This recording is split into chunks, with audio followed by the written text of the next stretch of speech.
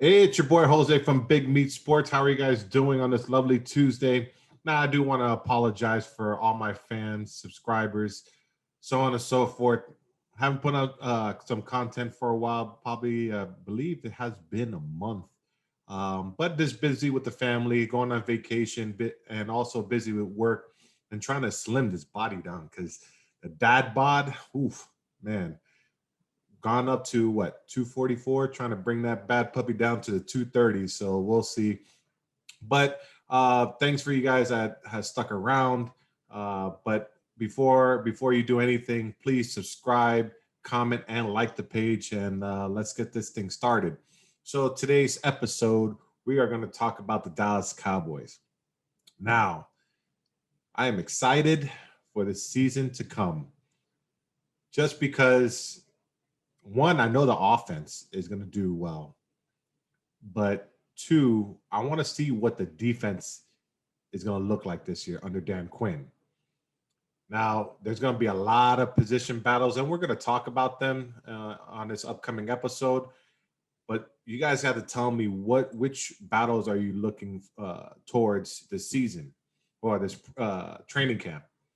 But let's just talk about Dak right now, because I feel like Dak is looking healthy. They got him rolling out, throwing on the run. The ankle doesn't look to be an issue right now, but we'll see when training camp keeps on going. I don't know if he's going to keep on playing on some preseason games. But I do want to see, and let me just take a sip of the Celsius. It's really good. All right. I do want to see what kind of Dak we're going to have this year, because I feel the effective Dak is the one that gives you that fear of him holding onto the ball and running for first downs and, creating that havoc for the defense. Now we're going to see that this year because of the leg injury last year. We'll see. I do think that Dak does need to run a little bit, but I don't want him to get injured, because as you see what happened last year, the whole season went down, and not just Dak, but the offensive line. We had problems, but I want to see this. I want to see Dak take. I want to see him lead.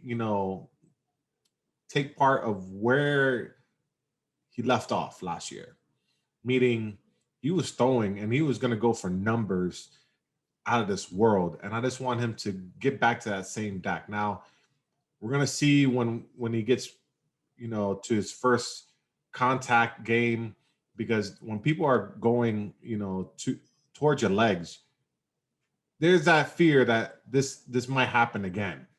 So we'll see. But I have a lot of confidence in Dak. But let's talk about this offensive line first. Tyrone Smith is just looking like a beast in some of these practices, training camp practices, going up against Randy Gregory, which is a fast guy, and he's just holding him. Oh, sorry about that. Holding his own and taking care of business. Lyle Collins is looking fit. This man is, looking like he's having like six pack. I think he was training with Dak on the offseason, and this guy is ready to ball this year. And Zach Martin, I mean, those are the three key pieces to our offensive line. Now, yes, Connor Williams. I want to see a progression on Connor Williams. I think he stepped up a little bit last year, because being basically the only healthy one on the offensive line last year. But now he's going, I believe, on his third year. He needs to take that veteran mentality. He needs to get better on his craft. And, I don't want to see him get bull rushed every time back to the quarterback. So I want to see more from Connor Williams. But this offensive line, if we can, stay healthy, I think it just opens up from the pass game to the run game with Zeke and Pollard. And we can go back to that dominating force on the offensive side. Last year they didn't really, end well with, Andy Dalton. Andy Dalton's more of get the ball out kind of quick. So it doesn't set up for the long plays. Everything was short. But this year, I want to see Dak take those, that extra step and throwing the ball downfield like he was doing last year. And let's put up some points.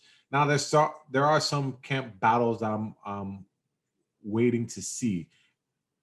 The linebacker core, who's going to be where? Now, you got Michael Parsons, Jalen Smith, Van Der Esch, Keanu Neal, Jabril Cox. Who's going to start? We have a lot of depth, which is good because you are going to have injuries, little nicks and cuts. And I feel like before, when either Sean Lee went out or somebody went out, it was like a tremendous dip from the second unit. This, I feel that we're going to have we have so much depth that it can help us a lot. It looks like Michael Parsons is solidified, going to be in the starting lineup. They have this guy all over the place, rushing the passer, dropping in coverage. The man can do it all. Now, who's going to be on each side of him? Is it going to be Jalen Smith? Is it going to be Keanu Neal? Is it going to be Van Der Esch? Is it going to be Jabril Cox? And that's the beauty of having so many people is you never know as an offense who's going to be back there as a linebacker to, pick on them and so on and so forth. Now, I do think it's going to be, Keanu Neal on one side and probably Jalen Smith on the other side, but I want to be surprised if it's Van Der Esch and Keanu Neal and Michael Parsons. I want to be surprised, but that is the training camp battle. That's one of the number one battles I want to see on who's going to be right next to Michael Parsons when the season starts. Some other battles that I'm looking for is a cornerback position. Now we know Diggs is cornerback number one, but who's going to be cornerback number two? Who's going to step up? Is it going to be our second round pick Kelvin Joseph, Nahshon Wright, Jordan Lewis? I think Jordan Lewis is more going to be in the slot, but who is going to step up to be that CB2? And right now, it looks like Nahshon Wright is going off on this training camp and putting some good tape on. But don't sleep on Kelvin Joseph. I believe that he didn't have much time playing in Kentucky, and I believe that give him some time. This guy is a dog out there, and I feel like there might be a great battle with him and Nahshon Wright on who's going to be CB2. Now, please post on the comment section who you believe is gonna take that CB2, and don't forget about Brown. It's still out there, is fighting for a position. So it's pretty interesting because this defense was historically bad, and we need to solidify the cornerback position, the linebacker position also, and the defensive line. And let's get into the defensive line. I mean, reports were that Randy Gregory was getting held out of some playing time because of our former defensive coordinator had, let's say, had some liking to other players other than Randy Gregory. Jerry Jones went out there and had a meeting and asked why Randy Gregory is not playing. And I just didn't get it also because when Randy Gregory played, he's a force to be reckoned with. Now, I do need Demarcus Lawrence to step up a little bit more because I feel that Randy Gregory is going to get a lot of the attention on the other side. This is the year Demarcus Lawrence, I feel, is going to go back to the old Demarcus Lawrence and start getting those sack totals up. Now, Demarcus Lawrence, I would say, does a lot that you don't see in the run game and creates double teams, sometimes triple teams. And that's why I think, this season is going to be a little bit different because Randy Gregory is going to be on the other side. We got defensive line help. I mean, Nevin Gallimore looks like he's, is projected to have a really good second year. we got Brent Urban. This guy is a run stopper. I believe he from Chicago Bears.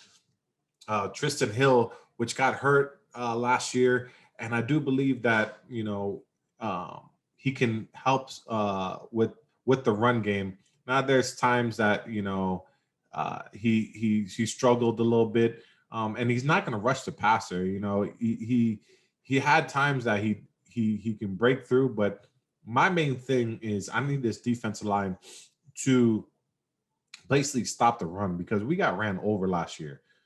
It was embarrassing. We couldn't stop the run to save our lives. And when you can't stop the run, it just opens up everything else, because your linebackers drop down, your safeties are playing close to the line. You're getting beat over top, and it was bad to see. When I mean this defense was historically bad, it was really really bad. And our offense had to put up 40 points a game to you know be in be in the play, be there down the stretch to win the game. Now let's see what's going to happen this year. But with the 17 game season, I'm really feeling like this is a good Cowboys year. Now, I'm always going to say, Cowboys, are going to the Super Bowl because I'm just a diehard fan. But I know that I have confidence that we're going to make it to the playoffs.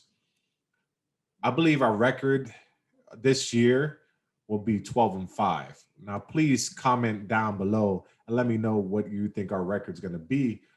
But I believe our record's going to be 12-5. We're going to make the playoffs, and we're probably going to have a deep run in the playoffs. I just feel that this year, one, we have so many weapons on the offensive side. CeeDee Lamb is out there killing it in practice. Amari Cooper is right now rehabbing from surgery that he had on the offseason. But you got Michael Gallup, Cedric Wilson, Fahoku, the rookie that we got in the draft. I mean, there's so much depth and we're not even talking about the running backs with Zeke dropping to 218, and this guy is looking thin. He's looking healthy. He's looking determined to go out there and run all over people. But I do think we need to implement Tony Pollard in there and give Zeke less. How would I say? Not. We need both of them in the game to create that fear, but I want to see Zeke take less pounding during the beginning of the game. So when it comes later in the game, he's there and he's just destroying people because when nobody wants to go up against Zeke after 3/4 of football and they don't want to get hit by that train wreck. And I feel that we're gonna get the Zeke from his rookie year, just explosive runs and so on and so forth. So I'm not worried about the offensive side. It's just a defensive side that I'm worried about, and I'm concerned what are we going to look like? And Dan Quinn is out there, hands-on. There's something that we weren't able to do last year due to COVID and so on and so forth. But I feel like, this year with Dan Quinn, getting the guys that he wants and setting a foundation of, stop the run, being physical and creating, havoc on the defensive side. I can't wait to see what this defense looks like. Now, the first game is, versus Tampa. And I do want to say, I got us winning that game. And it's going to be a high scoring game because a lot of times the defenses are not caught up with the offense in the first couple games. So I want to say the score will be 30-27, Dallas winning by a field goal. But that's just me. You guys should tell me what you think that first game is going to look like. But again, I can't wait. This is, it's football season. Football season's here. It's an exciting time of the year. Not for my wife because, once football season starts, I'm glued to the TV, on Sundays, Mondays, and Thursdays. So, but I'm going to try to make more family time after the Cowboys play, make it a point. But yeah, I love this time of the year. And we're all going to talk about some other teams upcoming episodes, but just wanted to put this episode out on the Dallas Cowboys. Hopefully we can talk about the Miami Dolphins, because that is home team. But I'm trying to bring in some of my co-hosts, JC and Duncan, to the table and see what their insights are on, what their outlooks for the Miami Dolphins in this 2021 upcoming season. So again, this is Jose from Big Meat Sports going on here and coming on here again.